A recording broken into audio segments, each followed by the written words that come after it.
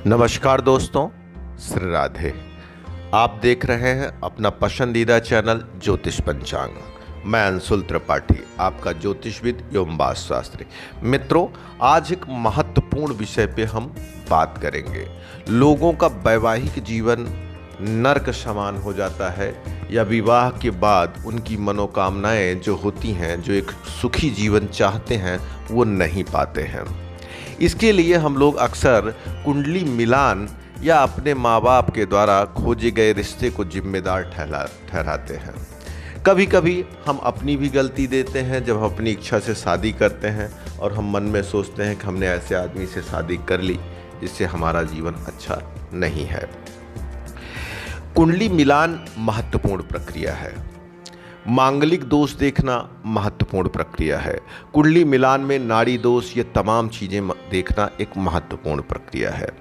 लेकिन इसके साथ साथ विवाह मुहूर्त जो हम लोग पंचांग के माध्यम से निकलवाते हैं और विवाह मुहूर्त को देखकर विवाह करते हैं, उसकी भी बड़ी प्रासंगिकता होती है। जैसे कोई बालक जब जन्म लेता है तो जन्म के समय के अनुसार ही हम उसकी पूरी कुंडली बनाते हैं और उस कुंडली के माध्यम से ही हम 9 ग्रहों को देखते हैं कि कौन सा ग्रह कहाँ है, कैसे है, कौन सी महादशा चल रही, इसको क्या क्या परिणाम होगा। इसी प्रकार से जब हम विवाह की तिथि तय करते हैं तो उस तिथि में विवाह का मुहूर्त निकाला जाता है कि इतने बजे से इतने बजे तक विवाह के लिए शुभ मुहूर्त है। लेकिन 2-3 ऐसी गलतियां होती हैं जिस कारण से इस मुहूर्त को सही से नहीं किया जाता है। सबसे पहली चीज, विवाह के मुहूर्त को निकालने में हम लापरवाही करते हैं। सोचते हैं कि किसी दिन या जल्दी से जल्दी कोई भी लग्न हो, शादी हो जाए। निवेदन है आप लोगों से, कोई भी लग्न में शादी मत करिए। अच्छे से पूरा लग्न देखिए। लग्न जब अच्छा हो, जो आपके लिए फलदायी हो, उसी में विवाह करिए।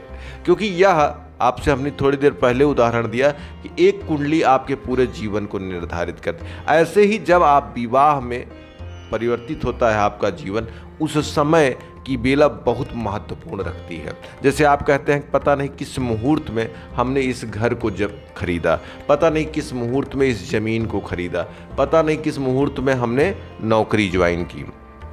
इसी प्रकार विवाह के भी संबंध में हम आपको बता दें कि आप ये कहेंगे पता नहीं किस मुहूर्त में हमने इनसे शादी की।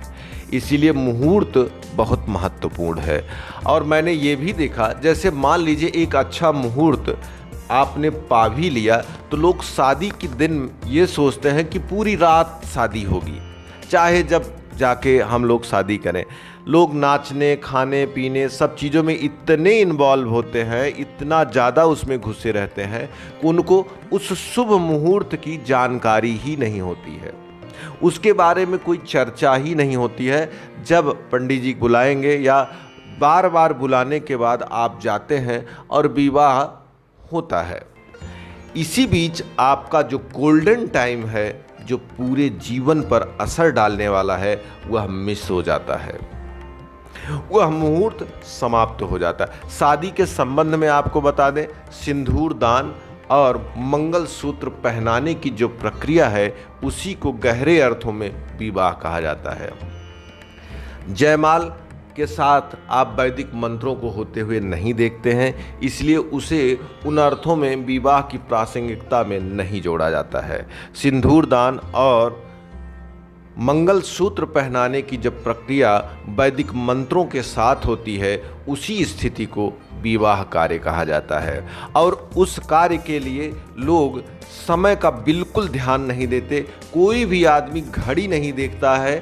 हमने बहुत कम शादियों में देखा है कि लोग इस चीज़ के लिए घड़ी बार बार देखें कि इतने बजे तक मुहूर्त है, जल्दी से शादी हो जानी चाहिए। और काम हो या ना हो, हम लोग भोजन करें ना करें, लेकिन विवाह का समय एक निश्चित और अच्छे समय पर हो जाना चाहिए। किसी के जीवन का निर्धारण होने जा रहा है, उसी के आधार पर भविष्य की बहुत कुछ चीज़ें निर्धारित करने वाली हैं। एक छोटा सा उदाहरण अगर आपको दें, कोई भी पौधा बेमौसम लगाने से उसके पूरे जीवन पर उस पौधे के ऊपर असर आता है। विज्ञान इसको मानता है। सारी चीज़ें इसको मानती हैं।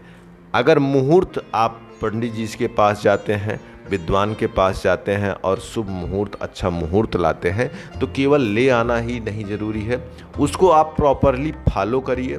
उन चीज़ों को आप बिल्कुल अवॉइड मत करिए। आप सोचते होंगे कि विवाह में जो सामग्रियां प्रयोग होती हैं वह व्यवहारिक सामग्री नहीं है, प्रासंगिक सामग्री नहीं है, लेकिन आपको एक जानकारी दे दें, वहाँ पर जो भी सामग्री प्रयोग होती है अपने अपने ग्रहों का रिप्रेजेंट करती हैं। यह सुनने में बहुत सरल है, मैं भी इन चीज़ों को पहले गहरे अर्थों में नहीं महसूस करता था, लेकिन जब मैंने ग्रहों की एक्टिविटी किसी वस्तु विशेष से देखी तो मुझे जाकर समझ में आया कि ऐसा नहीं, वहाँ पर जो जैसे बांस बम्बू के डंडों से जो एक छप्पर बनता है, ये बांस जो है आपके बुद्ध के प्रतीक है और बुद्ध चाइल्ड अर्थात बच्चों का प्रतीक है। जब वहाँ पर लोहे की चीज़ें लगाई जाती हैं तो बुध ग्रह की जगह शनि को लगाया जाता है। शनि किसी कार्य का विलंब करते हैं, किसी कार्य में सुख में कमी लाते हैं। ऐसे ही दाम्पत्यों के जीवन में संतान सुख में कमी पाई जाती है, अर्थात बच्चे उनको सुख नहीं देते हैं। ऐसी तमाम चीज़ें हैं जो विवाह के समय लोगों को ध्यान में रखनी चाहिए। इस वीडियो में मेरा कंसंट्रेशन सबसे ज़्यादा है, कुछ ध्यान दें या ना दें, विवाह का जो शुभ मुहूर्त है उसके बारे में आप जरूर चिंतित रहें। समय से सारा कार्य खत्म करके, अगर और कार्यों में आपको विलंब लगता है तो उस दिन एक रात के लिए जो उसके जिम्मेदार लोग हैं वो अगर ना भोजन करें तो चलेगा, लेकिन विवाह में समय का पूरा ध्यान रखें। शुभ मुहूर्त कहीं चला ना जाए, उसके जीवन में शुभता कहीं समाप्त ना हो जाए, विवाह के बाद का समय कहीं नर्क ना हो जाए। इस नाते कोशिश करें इस मांगलिक कार्य के लिए शुभ समय को जरूर ध्यान दें। लोग पत्री बड़े मन से मिलवाते हैं, मांगलिक दोष का पूरा ध्यान देते हैं, लेकिन विवाह के समय का ध्यान मैंने देखा है लोग विवाह में कम देते हैं। जबकि एक सोच होनी चाहिए, हमने देखा लोग सिजेरियन अर्थात बच्चे को जब ऑपरेशन से पैदा होने की स्थिति आती है तो मेरे पास आते हैं कि एक शुभ समय बताइए जिससे उसका जन्म जो है एक अच्छे लग्न में हो सके, एक अच्छी स्थिति में, जो पूरे उसके जीवन का निर्धारण करेगा।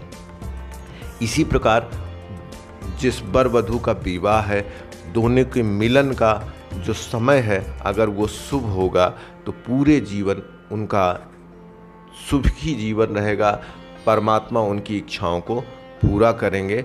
ऐसा माना जाता है सनातन धर्म में, ज्योतिष में, गणित के माध्यम से जो चीज़ें सही निकाली गई हैं उसी समय अगर आप करते हैं तो वह कार्य सिद्ध होता है। इससे संबंधित आगे और भी वीडियो हम देंगे। आपके मन में कोई प्रश्न हो तो फ़ोन करके हमसे बात कर सकते हैं।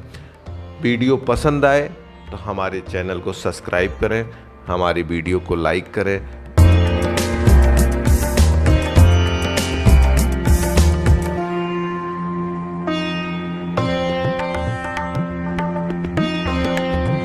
करती हूँ आपको वीडियो पसंद आया होगा तो इसे लाइक करना ना भूलें।